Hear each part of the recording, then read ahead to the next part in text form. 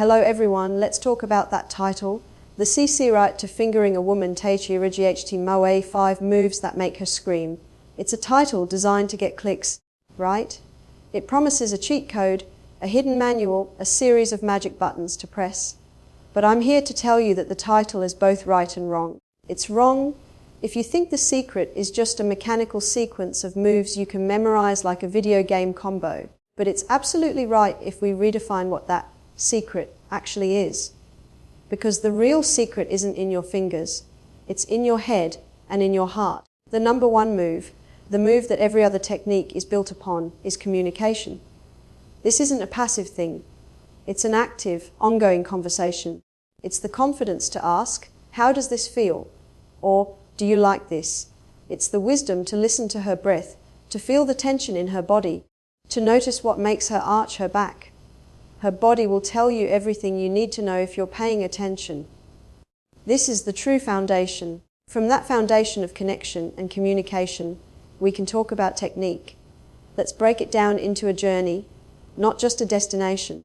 The real secret that underlies truly fulfilling intimacy is the profound understanding that technique is merely the instrument, while emotional and physical connection is the music it plays. Focusing solely on the mechanical act of fingering is like a musician merely pressing keys on a piano without any sense of rhythm, dynamics, or feeling.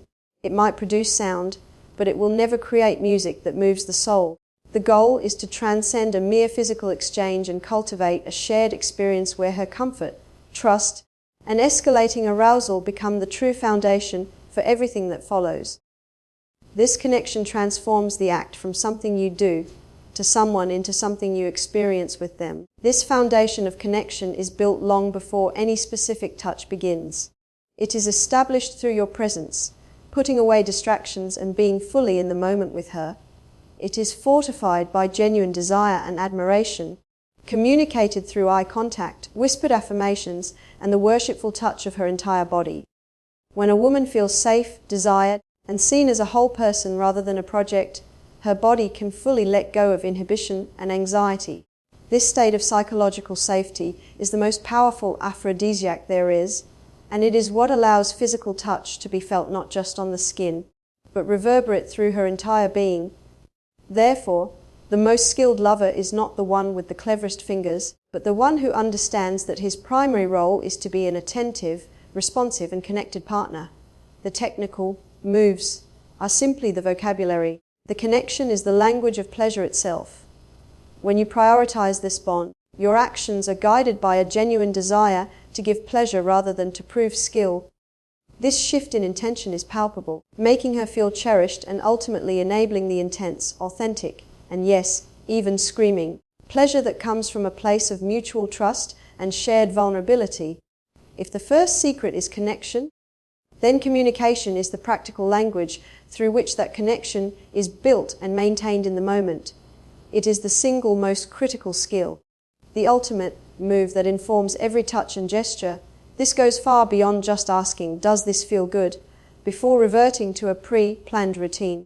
Effective communication is a dynamic, ongoing dialogue that operates on two parallel tracks, the verbal and the immensely powerful non-verbal. It is your continuous lifeline to understanding her unique experience, making it the bedrock of truly attentive and adaptive lovemaking. The verbal aspect of this dialogue requires courage and vulnerability, but it reaps incredible rewards. It begins with creating a comfortable space where she feels encouraged to express her desires without judgment. This can be as simple as asking, "Do you prefer a softer or firmer touch?" or "Show me how you like it." It's about using guiding questions that invite specific feedback. Importantly, this conversation should be a mutual exchange, not an interrogation. Sharing your own enjoyment deepens the intimacy and normalizes talking about pleasure. Framing it as a collaborative exploration, "Let's find out what feels amazing together," removes performance pressure and makes it a shared journey. However, the most fluent language of pleasure is often silent. This is the non-verbal communication you must learn to intuit with unwavering attention. Her body will tell you a story more honest than any words. Is her breathing deepening and becoming rhythmic? Or is it shallow and held? Is her body melting into your touch, arching towards you? or are her muscles tense and pulling away? Is she making soft, involuntary sounds of pleasure, or is the room silent?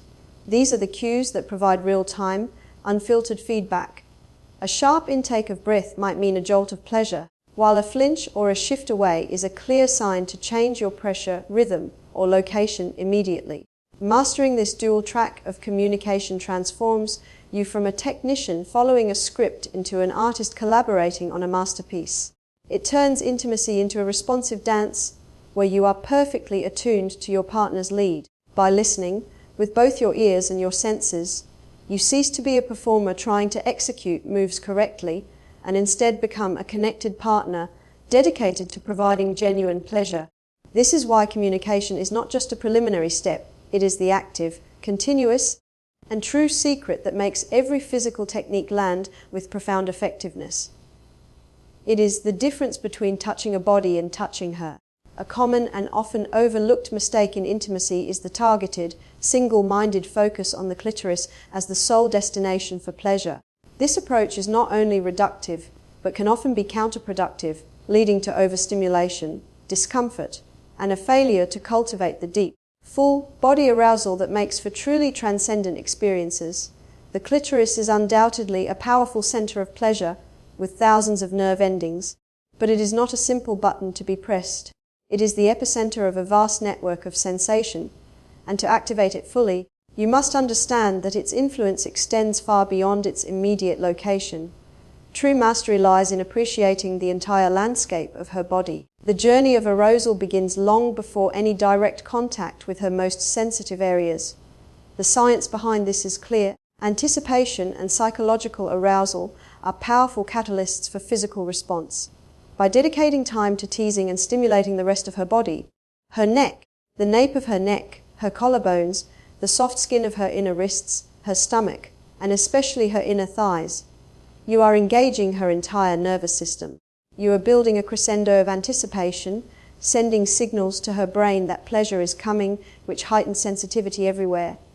This process, often called generous wandering, communicates that her entire being is worthy of attention and worship. This methodical approach serves a critical biological purpose. For many women, arousal is not instantaneous. It requires a gradual build up for the body to become fully ready for and receptive to more direct stimulation. Rushing this process is like trying to start a car in the dead of winter without letting the engine warm up. By focusing on the outer circles of the mat, the inner thighs, the outer lips of the vulva, the labia majora, you allow blood flow to increase to the entire region naturally. This not only enhances physical sensitivity, but also ensures that when you do make more direct contact, her body is fully prepared to receive that pleasure rather than experience it as a shock or an irritant. Think of your approach as an artist slowly adding layers of color to a canvas, rather than a bullseye you are trying to hit. Begin with broad, gentle strokes across her stomach and thighs. Use your lips, your breath, and the lightest touch of your fingers everywhere, but the most obvious place. As she becomes more aroused, gradually narrow your focus. Move to circles on the inner thighs, then to the outer labia. This graduated journey makes the eventual, more direct contact with her clitoris not an isolated act, but the powerful and logical culmination of a wave of sensation that has been washing over her entire body. The pleasure then originates from a whole body context, making it deeper and more immersive. Ultimately, this philosophy transforms the act from a goal-oriented task into a holistic experience. It shifts the focus from performing a technique on a specific body part to orchestrating a symphony of sensation across her entire self. When you worship the entire field, the harvest is infinitely more abundant. By understanding that her erogenous zone is in fact her entire being, you unlock a level of pleasure that is profound, connected, and far more likely to lead to the intense, whole-body orgasms that are the true mark of skilled, attentive lovemaking. It is a truth that often gets lost in discussions about intimacy, while where you touch is important, it is ultimately the how, the quality,